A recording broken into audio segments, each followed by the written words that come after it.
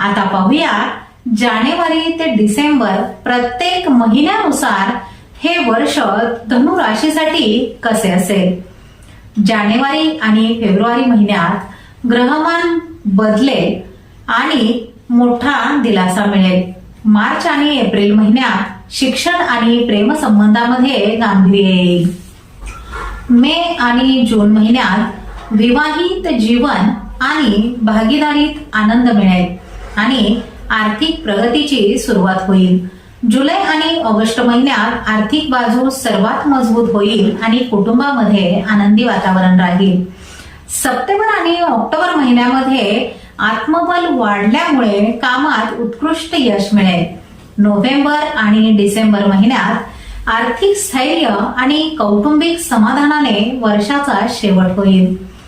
आता पाहूया या वर्षी धनु राशीने काय करावे आणि काय करू नये।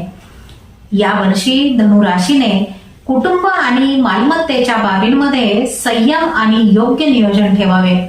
त्याचबरोबर अति उत्साहात कोणताही मोठा आर्थिक धोका पत्करू नये।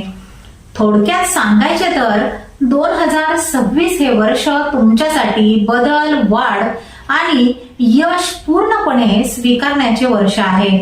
हे वर्ष संधी, आव्हाने आणि विजयांनी भरलेले असेल, जे तुम्हाला तुमच्या सर्वोत्तम रूपात घेऊन जाण्यासाठी तयार केले गेले आहे। तुमचे करिअर, पैसा, प्रेमजीवन किंवा वैयक्तिक आरोग्य या सर्वांमध्ये तुम्हाला यश मिळवून देण्यासाठी हे वर्ष तुमची साथ देणार आहे।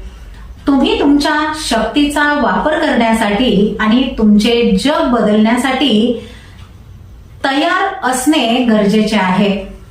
चला तर मग तुम्ही येणारे 2026 हे वर्ष तुमचे सर्वोत्तम वर्ष बनविण्यासाठी तयार आहात का?